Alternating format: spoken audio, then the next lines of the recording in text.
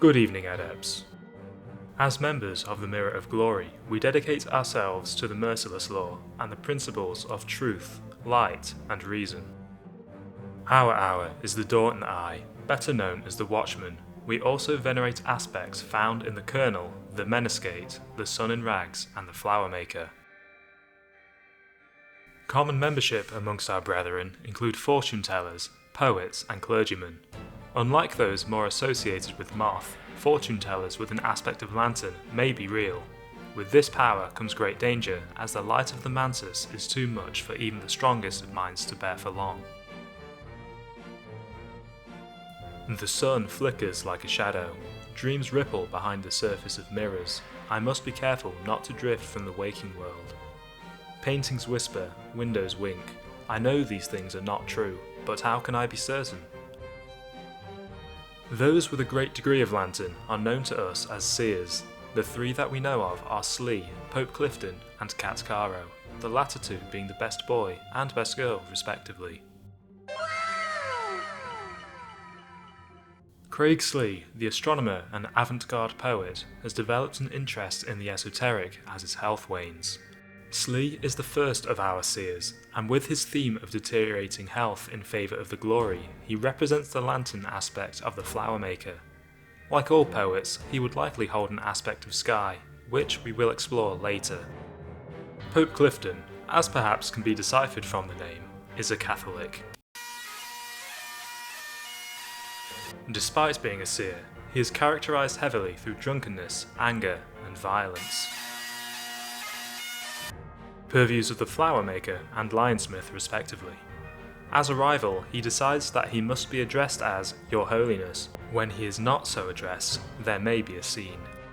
With his love for alcohol and cigarettes, he too could be representative of the Flower Maker and his encompassing theme of addictions. Pope Clifton, though, becomes more entranced by the sun as he rises through the ranks. Clifton still recites his prayers, but they are grown strange as old mirrors. He rises every morning to greet the dawn.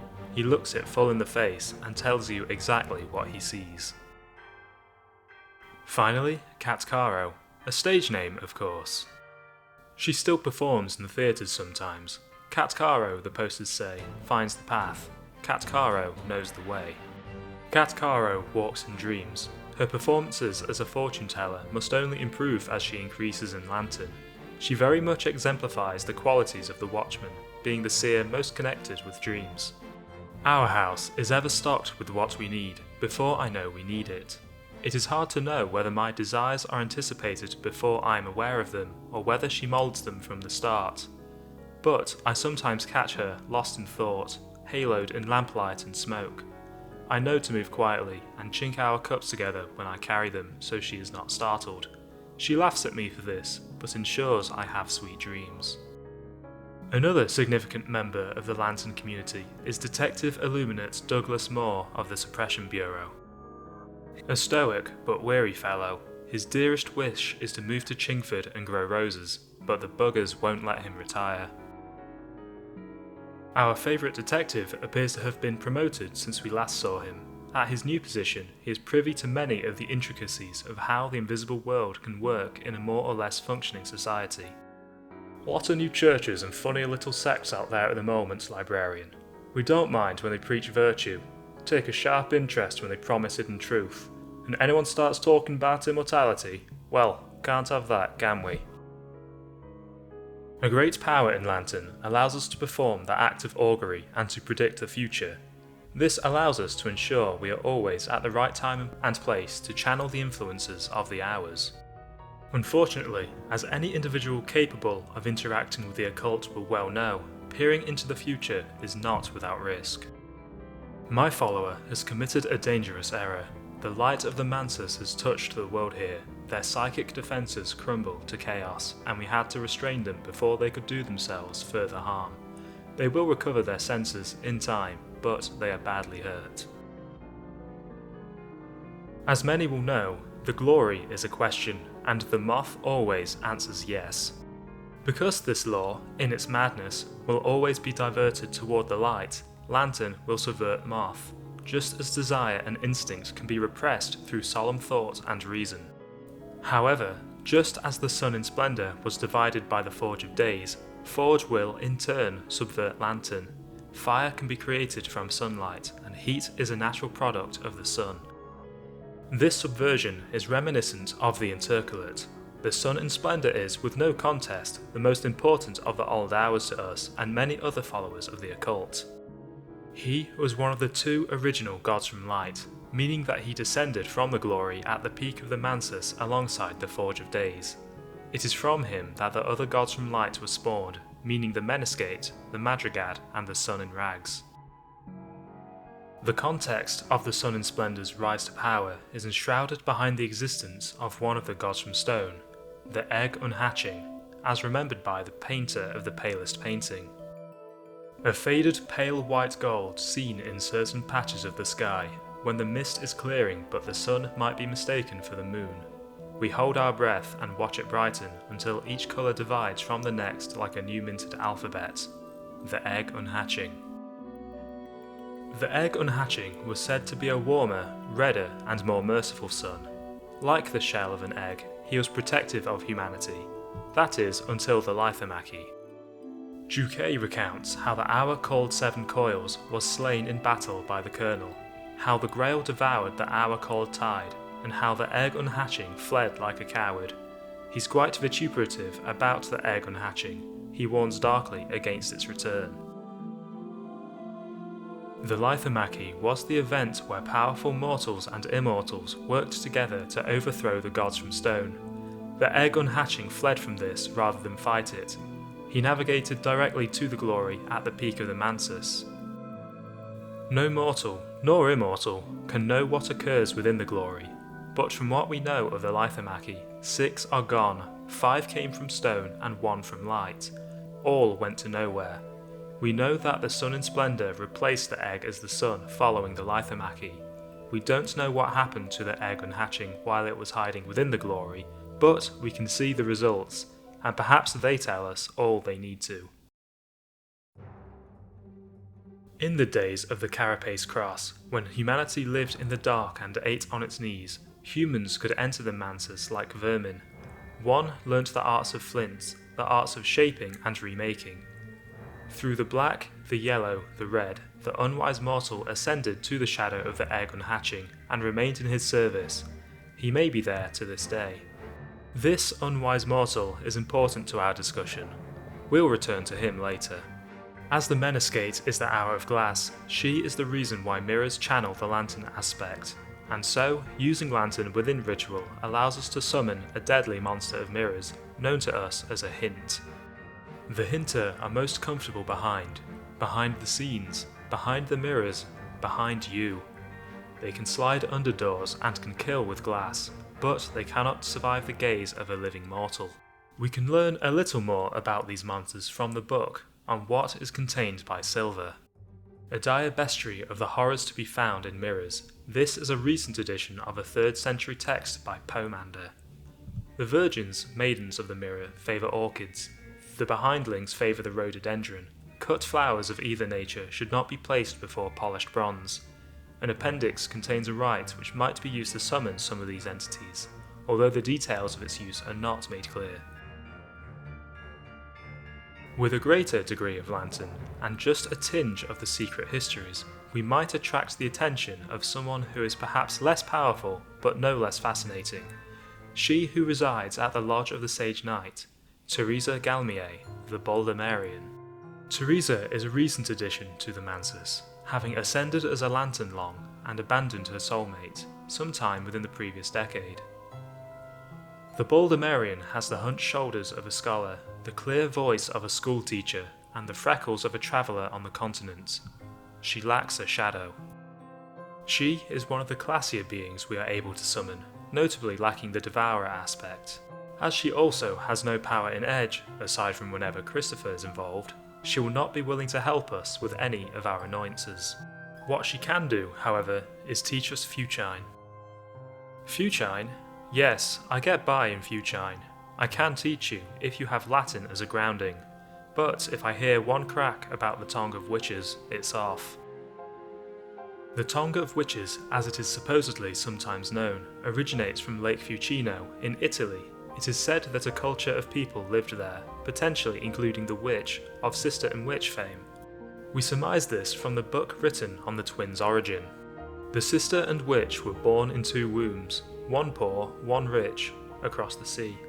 The sister was stronger in the aspect of heart, and so their survival was assured. The witch was stronger in the aspect of grail, and so they were not satisfied. The book is, naturally, written in Fucine. Notably, Lake Fucino was drained, firstly by the Roman Emperor Claudius and finished off by the Swiss engineer Jean-François Mayer de Montrachet. He isn't important to my point, but he has a fun name.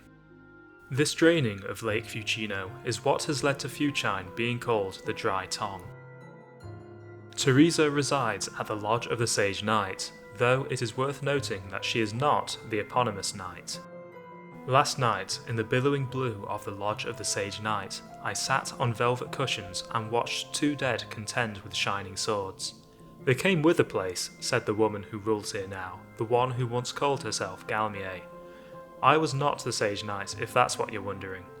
He went higher in the mantis, long before I came here. My attention has drifted, the swords sparkle like falling water, the dead move like dancers. The identity of this Sage Knight is one Rory Morrow, writer of unique techniques to attract the names of the hours.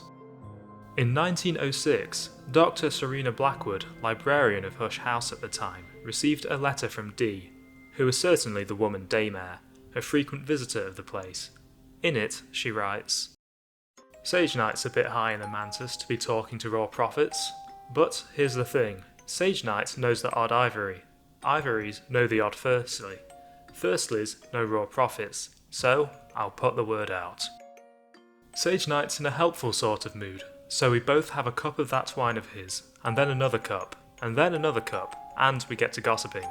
He's alright for a name. Shame he doesn't keep proper port, even dream port, but he's alright for a name.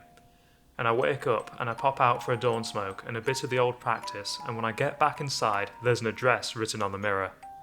Not bad for a name, at all. It seems that the Sage Knight has ascended to being a name of the Red Grail, leaving his lodge perfectly exposed for an enterprising Baldemarian to take for herself. There is some confusion as to whether Theresa is a long or a name. I believe the answer lies somewhere in the middle. She certainly ascended as a long in devotion to the Watchman, ascertained by her lack of a shadow. If she is closer to being a name, it is likely to be under the Vagabond. The reasons for this deserve their own discussion. As Lantern focuses on the accumulation of knowledge, and therefore at least a kind of power, there are many who are attracted to its glory. At one time, this led to the formation of the Church of the Unconquered Sun. This church was especially powerful in the 3rd and 4th histories, but appears to have lost most of whatever power it had following the intercalate, no matter the history. The Latin translation of Unconquered Sun is Sol Invictus, who just so happened to have at one time been the chief god of the Roman Empire under the Emperor Aurelian. This means we can likely place this church's centre within Rome.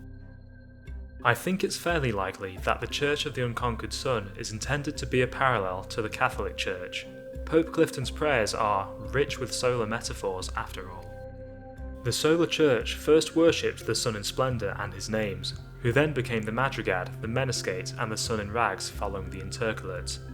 The Sisterhood of the Knot appears to have become highly involved with the Church of the Unconquered Sun, to the point that the Church's ideologies became heavily influenced. Behind the spider's door in the mantis lies, amongst other places, the Concorsum. It is here, however, that the Church decided to hold its most sacred rituals. The Church's highest rites were performed in the Concorsum, the chamber at the mantis heart where the hours were known to pass. These rites include salutations to non-soul hours, the Grail, the Ring-Yew, the Horned Axe, and the Thunderskin. These 4 hours just so happen to be the hours worshipped by the Sisterhood of the Knot. Now that we have covered the 3 primary occult organisations of the world, albeit across a few videos, we should properly cover the primary event in which they entangled. The War of the Rhodes, from 1450 to 1580. There were 3 primary players within this war. On one side, the Sisterhood of the Knot within the Ottoman Empire, and the Church of the Unconquered Sun within Rome. On the other side, the sovereigns of the Leashed Flame. The war began as a dispute between the Sunset and Dawn roads of alchemy. By reading the amalgam of the Red Rose, we learn the following. An account by Mistress Redflower of the alchemicals operations favoured by the House of Lancaster, also identified with the Sunset Road. These operations ultimately led to their victory in the War of the Rose, but are described as now debased. The generals of the houses of Lancaster and York are described as brother enemies, a term more usually associated with the dyadic, invariably twinned, edge-long.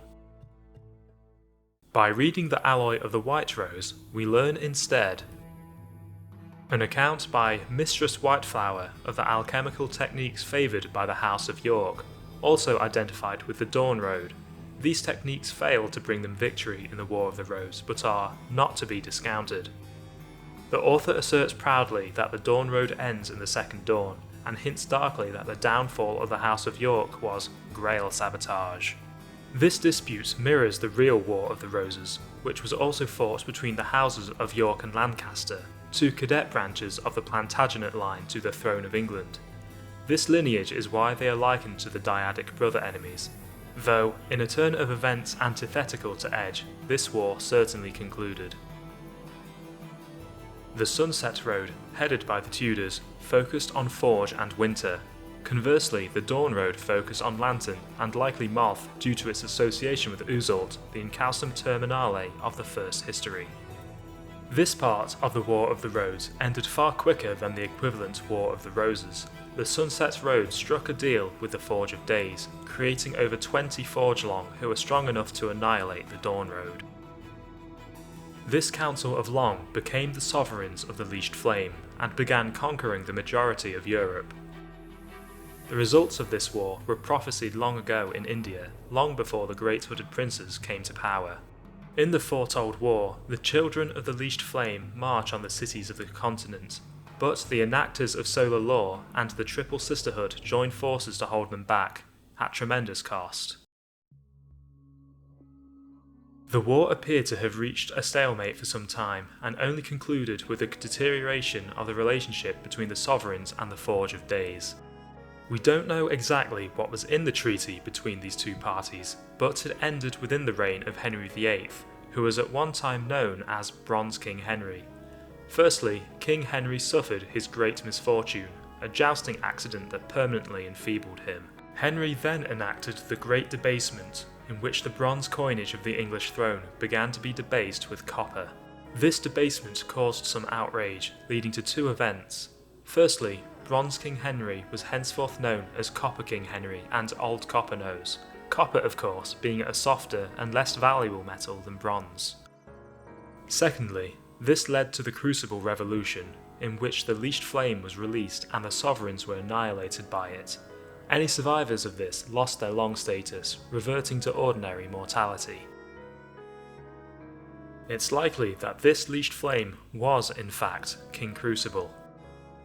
What is left to wonder is why the Bronze King would have tried to cheat the Forge of Days.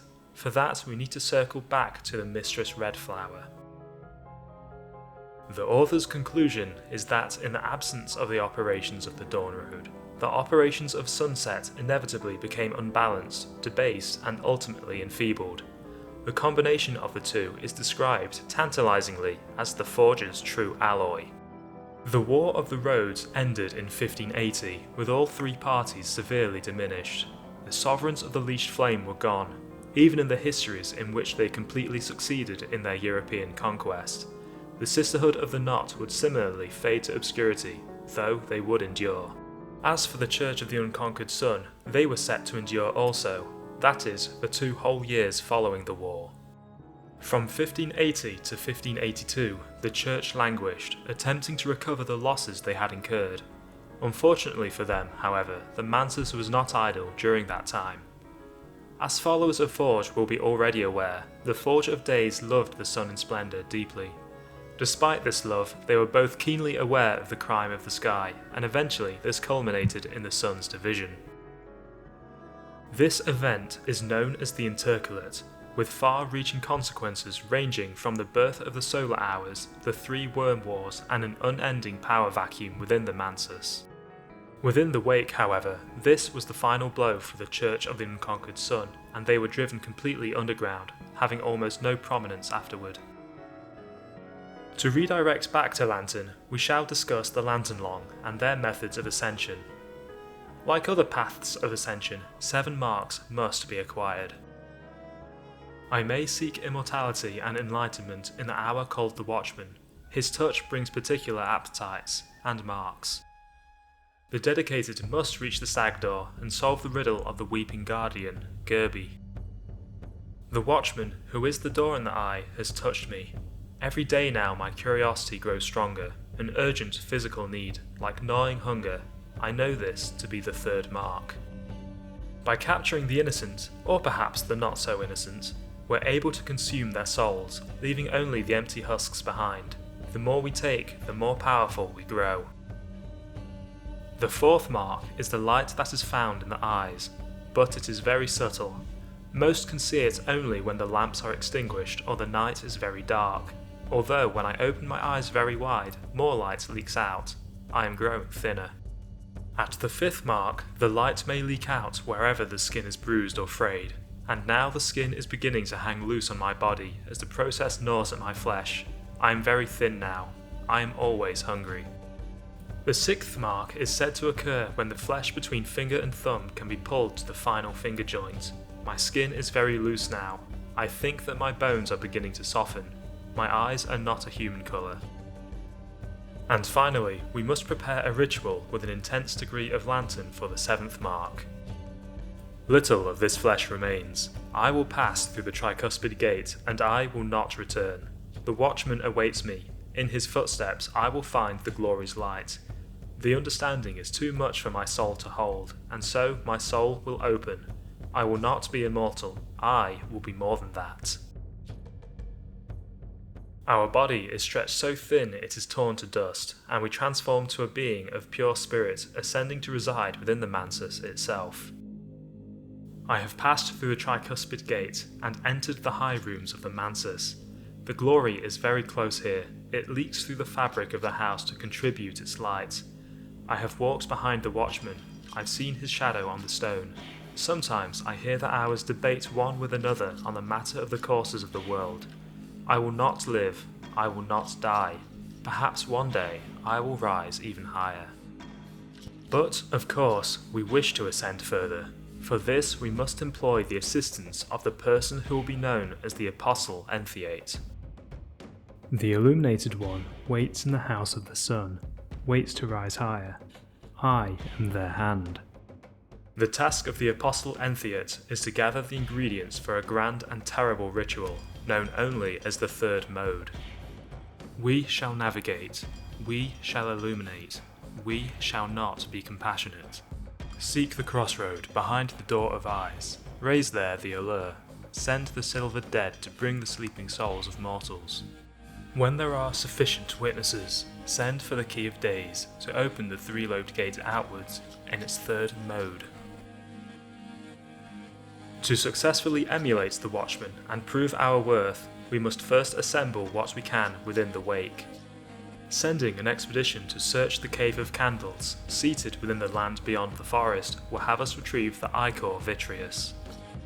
A pale and watchful fluid that can be gathered sometimes when the door in the eye is opened. As is natural with lantern, we will need to bypass all the doors of the Mansus, and so we will need to acquire the Watchman's glass. Mirrors are considered to be lantern objects after all. By visiting the Rending Mountains in the Middle East, we may discover the observatory of a long-dead sultan. We have read of a sultan who, 800 years ago, could sleep only beneath the stars.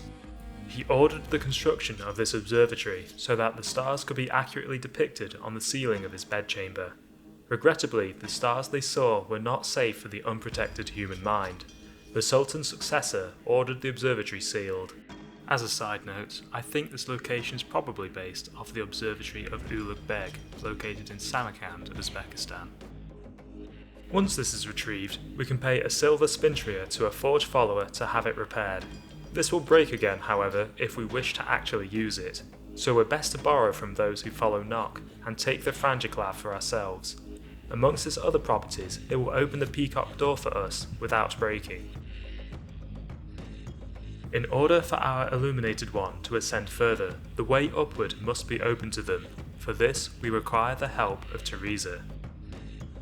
The illuminated one is not idle within the Manses. They will send us dreams of a certain key. The dream, again, instructions for me and for someone else if I can find them. It will guide me into the Manses. It will show me what I need to do. It is a presentiment of the true key for those who know something of the glory. Speaking to the Baldemarian on our dreams will have her tell us the following. So, my Ascend fellow has set their sights still higher, They may regret it. Theresa turns the imaginary key in her hands. A dream of the key of days. The dream is false, the key is real, but it's not a thing for you or me to touch.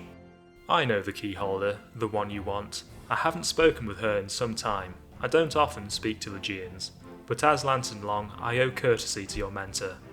I'll send for your key holder.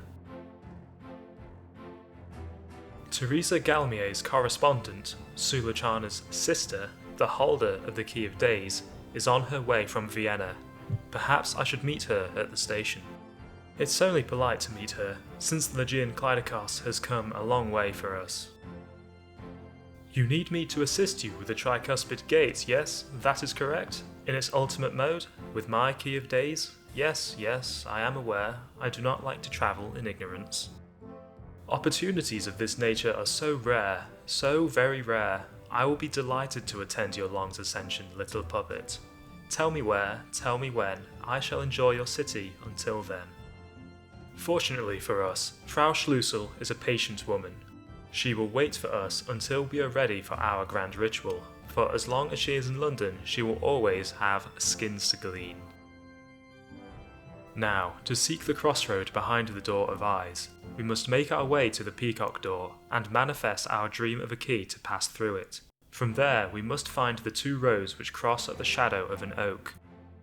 This place is the hidden way to the Tricuspid Gate, and is safe enough for us to raise the allure and assemble the witnesses to the Illuminated One's ascension.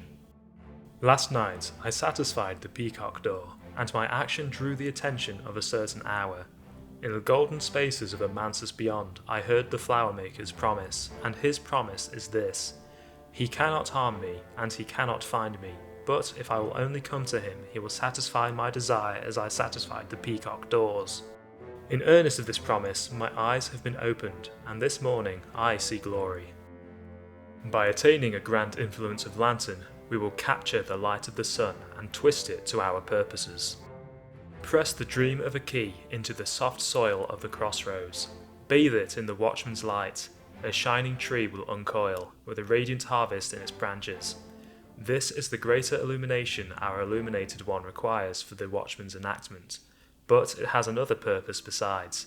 As moths to a candle, as fish to a lure, so souls to light.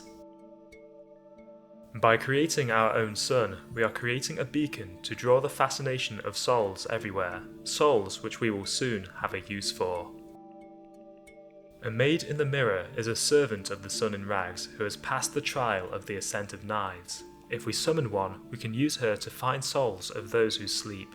She will lead the sleeping soul through the Mansus and up the ascent of knives. Afterwards, whatever is left of the soul will be bound to our lure, transfixed. Sometimes they look at me. Mostly they look at the light.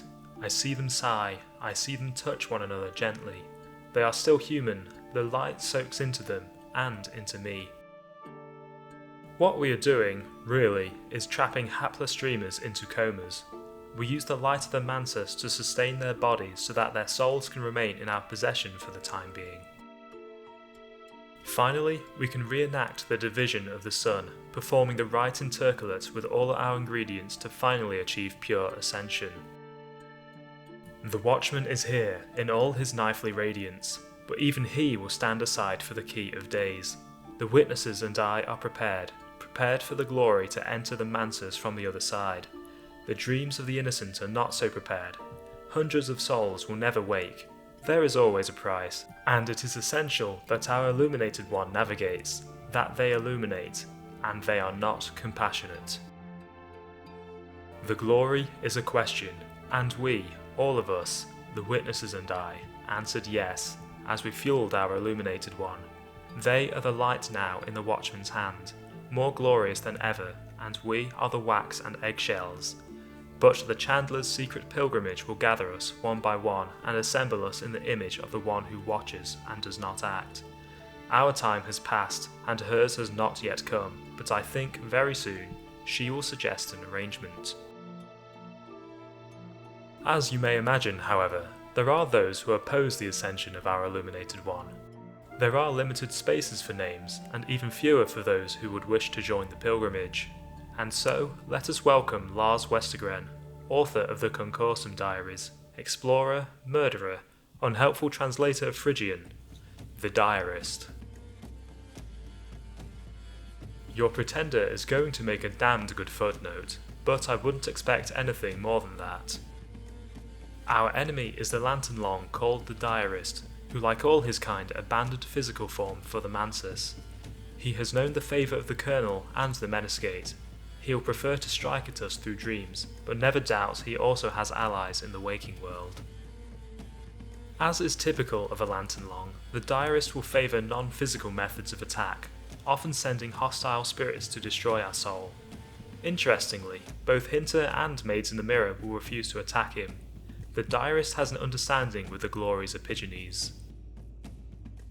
If we overcome him, however, we can unwrite the tome of his life. The sunlight through the western window in the scriptorium is failing. As the diarist writes his last entry, the chamber chills from gold towards grey. He closes his little book with a snap.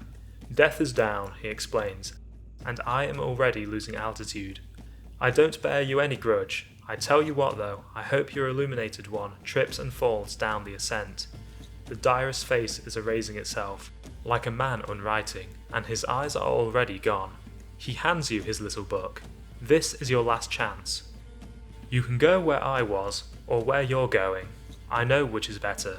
His mouth spools itself up like the undrawing of a zip, and he is blank white paper. If we return to the mantis and read this little book, we can cast our mentor aside, and instead work toward our own ascension. Speaking on betrayal, let us return to the unwise mortal. The door in the eye is the first hour. Many of us will know him better as the Watchman. He holds the aspect of lantern, and most likely sky. The Watchman began as a servant of the egg unhatching. We don't know if this means he was a long or a name, but we can be sure that he was a human. Perhaps the first human to have evolved beyond being a simple animal. In the days of the Carapace Cross, when humanity lived in the dark and ate on its knees, humans could enter the mantis like vermin. One learnt the arts of flint, the arts of shaping and remaking. Through the black, the yellow, the red, the unwise mortal ascended to the shadow of the egg unhatching, and remained in his service. He may be there to this day. The Lythomachy is considered as a black spot on the histories of the Hours. For many of those who rose from it, it's a signifier of the vulnerabilities of Hours, and perhaps a symbol of past treacheries. The Elegiast is the hour of remembrance, and some of his actions have been recorded in The World Does Not Weep. The Hours tried to bury the memory of what happened to the wheel, the flint, the tide, and the seven coiled, but the dove won't permit it. Nor will he permit what happened to the first egg to be forgotten, although it is perhaps the one thing that the Watchman might ever forgive. This leaves the question of what it is that happened to the egg unhatching after his attempted escape to the glory. The Focus of Amber, written by Omar the Blaze, has one answer for us. Omar claims that the hour called Watchman is both a god who was flesh, an hour who was mortal, and also a god from light, an hour who descended from the glory, but adds finally that the Watchman's origin is triple, and that, in essence, he is Amber. The Watchman, according to Omar, was once another hour entirely, who ascended into the glory to escape efforts by other hours to send him to nowhere. It may be that Omar's sense of persecution creeps into the narrative at this point. Certainly it grows less coherent, and the last part is devoted to attempts to prove that eyes, eggs, and the sun are all in some sense conjunct. What this means is that while the sun in splendour did indeed steal the majority of the egg unhatching's power, the unwise mortal was able to find the remains of his master and take whatever remained. Rather than usurp the egg, similar to how the other hours ascended during the Lithamaki, the Watchman seems to have assimilated the remains of the egg into himself out of loyalty. So, we are told that the door in the eye is, uniquely, a god from amber, a combination of flesh, light, and stone. So, what does this mean? From being the unwise mortal, the Watchman's origin from flesh is self-explanatory. His origin from stone should also be easy, with the context we have just uncovered. As he had assimilated the remains of the egg unhatching, he must have taken on its characteristics. So, how does he originate from light? The only way I can think of is that the Watchman also managed to enter the glory, which must be where the egg was laid. But does having entered and exited the glory truly equate to having descended from it? To quote a Q&A from Alexis Kennedy himself, "At least 1 hour isn't a god from light, but would like to be. He is, I may reveal, a god from flesh." For those familiar with the lore of Dark Souls, the unwise mortal has a lot of similarities to the furtive pygmy. In a time before humanity had risen above the status of vermin, a singular figure stood and attained massive power, the pygmy attaining the dark soul and the unwise mortal learning the arts of flint. To continue the parallel, the pygmy ascended humanity by disseminating the dark soul amongst his descendants and opening the abyss, a sort of great power. The unwise mortal played a role in the Lithamaki, which had the consequence of opening the mantis to humanity. By learning the arts of the flint, the unwise mortal can also be likened to Prometheus, the titan who first gave fire to humanity. This theme of progress actually surrounds the entirety of the Lithamaki. We don't know exactly when it began, but we know that the colonel founded Mycenaean Greece afterwards, which would have been around 1750 BC. Acts such as the transition of Forge being held by the flint to the Forge of Days may represent humanity's growing ability to industrialise and to build. The draining of the tide could represent humanity learning how to sail and conquer the seas. The slaying of the Seven Coils could represent the transition from legend into history. There's far more which could be said about the Lithamaki, but I believe we may have discussed enough for now. Thank you for attending, Adepts. For more lore, feel free to join the library. Otherwise, please go forth and spread the words of light, for nothing can hide in our shadow. Before there were 7, then 11, but now there are 9, but only 1 is true. So, we've done it. Every aspect from Cultist Simulator has a video, though they differ in quality a fair bit. I hope at some point to redo the Edge video. That's the worst one, maybe alongside Heart. In any case, peep the new profile pic. I'm told it looks like Jay Schlatt. I don't plan on stopping making videos, not so long as people still want them. Otherwise, see ya. Thank you for watching. Leave a comment.